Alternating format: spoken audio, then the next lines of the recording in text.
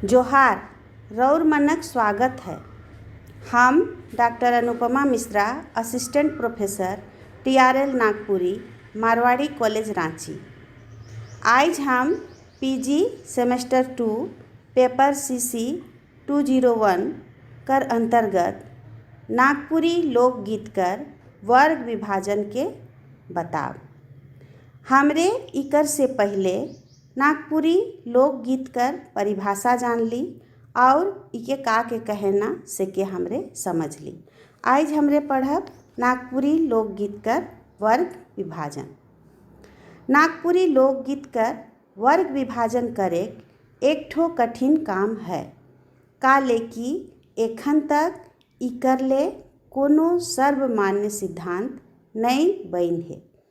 छोटनागपुर कर लोकगीत के हियाँ कर विद्वान मने कई गो नाम से कहेना, जैसे कि जोड़ती गीत, झूरी झांटी गीत, पतरा पिठा गीत, ऐसा नाम इकर पड़ल है।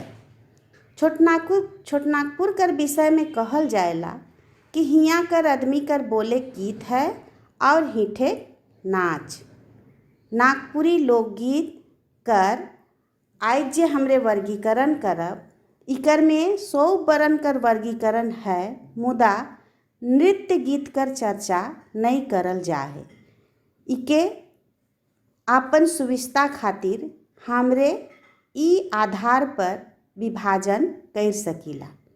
पहला राग कर आधार पर, दूसरा मौसम कर आधार पर, तीसरा पहर कर आधार पर, चौथा संस्कार गीत, पांचवा विषय वस्तु कर आधार पर, छठा भाषा कर आधार पर, सातवां जाति कर आधार पर, आठवां लिंग कर आधार पर, नौवां रस कर आधार पर, 10वां परब कर आधार पर और 11 अन्य में खेल गीत, श्रम गीत ये सब आवेला। अब हमरे इके तनी विस्तार से जानब। पहला है कि राग कर आधार पर। नागपुरी लोकगीत में कई बरन कर राग है और अपन राग कर चलते नागपुरी लोकगीत पूरा भारत में अलगे पहचान राखेला। हियाँ कर कई गो राग है, जैसे कि डमकच, झूमर, उदासी, पावस, खेमटा, डंडधरा, गोलवारी, रंग आदि आदि।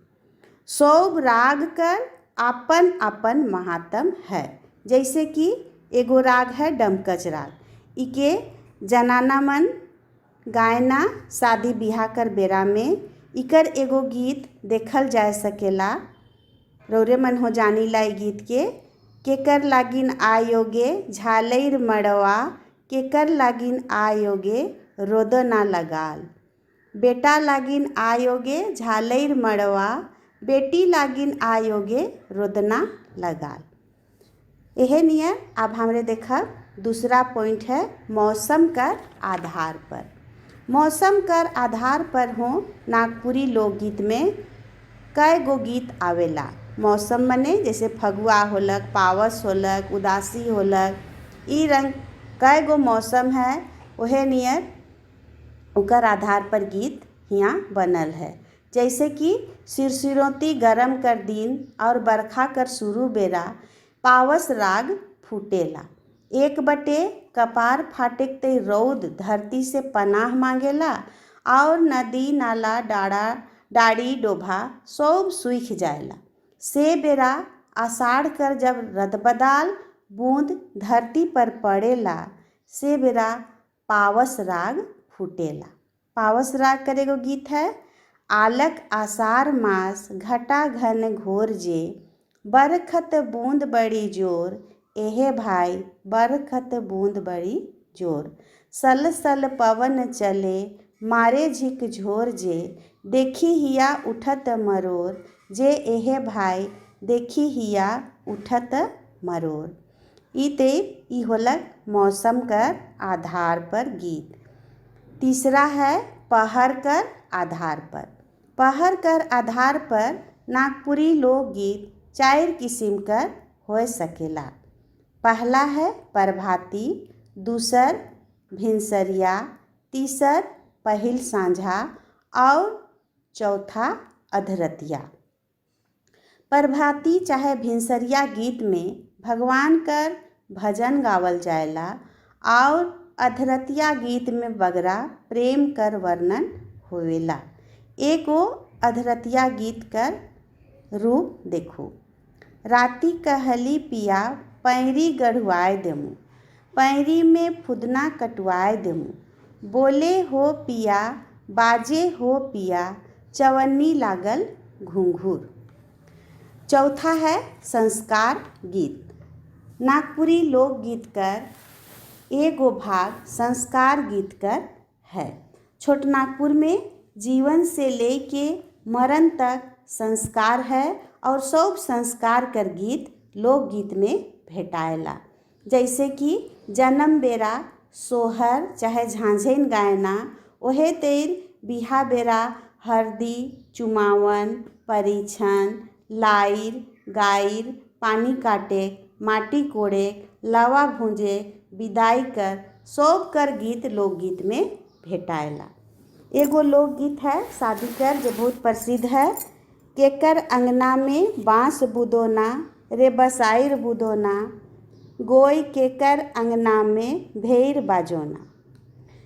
सेई सुन बर बाबू गेलें पटना, उजे गेलें पटना, गोई साइस लागिन लाइन देबें सोना कर कंगना। ई होला संस्कार कर गीत। एहे नियर एगो सोहर गीत भी है जे कि जन्म बेरा गावल जाएला। हो रीला जन्म लिहो हो राम, बाजे करने लागी आनंद बधैया, बाजे लागी आनंद बधैया, उठन लागे सोहर हो रीला जन्म ले लें राम।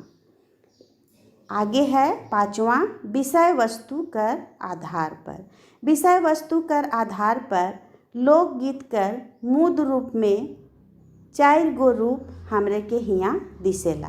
राम भक्ति, कृष्ण भक्ति, सगुन और निर्गुण। हमरे एगो निर्गुण गीत के देखब। निर्गुण गीत है। तोय तोरे मैना नहीं रहबे, एक दिन उड़ी चली जाबे रे मैना, तोय तोरे मैना नहीं रहबे।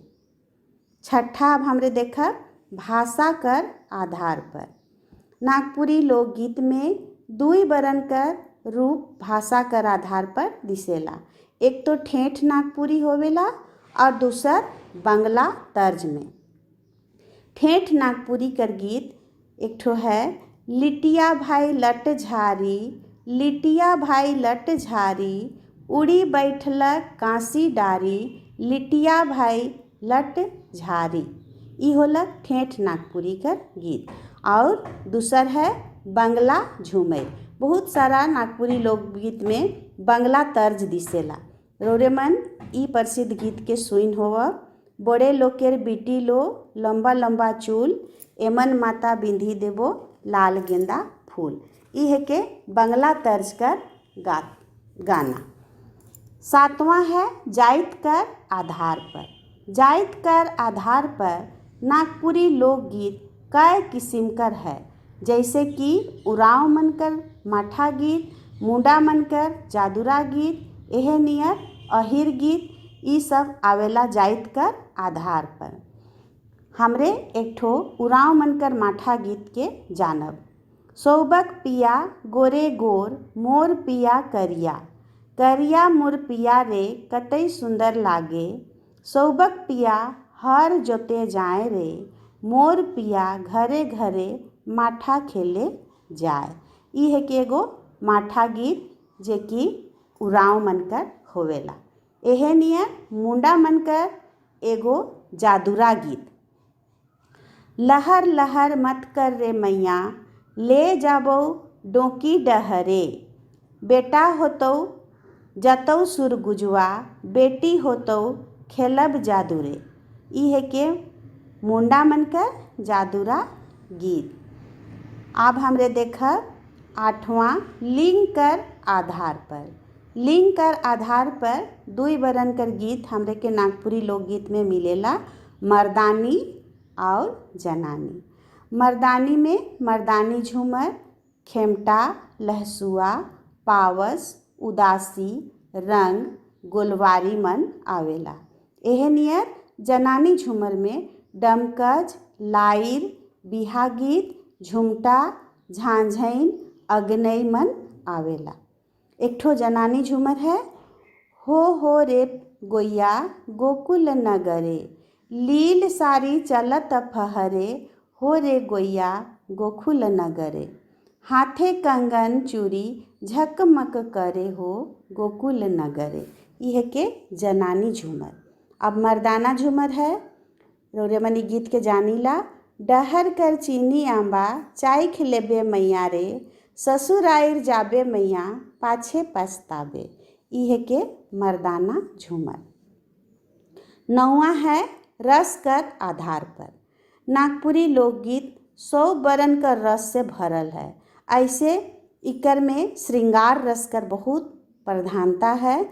हमरे श्रृंगार रस कर ढेर लोकगीत जानीला। इकर में एगो बहुत लोकप्रिय गीत है, अम्बा मंजरे मधु मातल नहीं रे, तैसन ने पिया मातल जाए, नाग नागिन केचुर छोड़े रे, तैसन ने पिया छोड़ल जाए। यह श्रृंगार रस कर गीत। एगो करुण रस कर गीत है, एक दिन हम रही दुयो हंसा जोरी रे, गोरी बिना नींद नहीं आवे, कौन पापी जोरी बिछुरालक, सेकरो नहीं भला जानी रे, पंछी रहती तो हम उड़ी बन जाती, बैसती वृंदावने ऐसन बर पाती, पंख में छिपाए राखती। ई होला करुण रस कर गीत। और तीसरा है हास्य रस।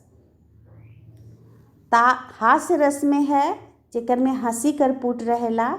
छोटे मोटे छोड़ी 50 बीड़ा खाए, तनी सुन चुना बदे पटना शहर जाए, गोई साजई। ई हास्य रस कर गीत है। अब हमरे देखब 10वां है परब कर आधार पर। छोटनागपुर में परब कर साइलो भइर धाइड लागल रहेला और जय गो परब रहेला, 100 परब कर अपन अपन गीत रहेला। फगुआ गीत, करम गीत, सरहुल गीत, जितिया गीत, टुसु गीत, देवठान गीत, तुलसी पूजा कर गीत, धरती पूजा कर दी गीत। जितना बरन कर परब है उतना बरन कर लोकगीत यहाँ भेटाएला। जैसे कि आज हमरे करम गीत के जानब। सातो गोतनी उपासल करम बुदा तरे, सातो गोतनी पियासल करम बुदा तरे, सातो भैया मांदर बजाएं, सातो गोतनी खेलें हो, करम राजा कर सेवा करें हो। ई होला करम कर गीत। और एगो जितिया कर गीत जानब।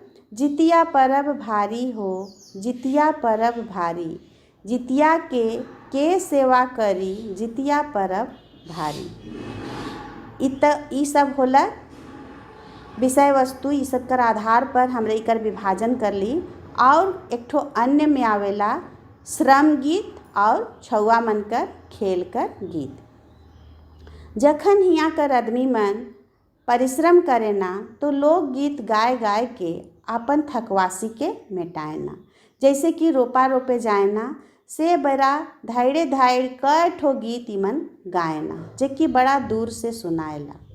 रोपा गीत एगो है, रोपा रोपे जाए रही कादो खेते मोर पैरी हेराय गेल कादो खेते, रोपा रोपे जाए रही कादो खेते मोर पैरी हेराय गेल कादो खेते।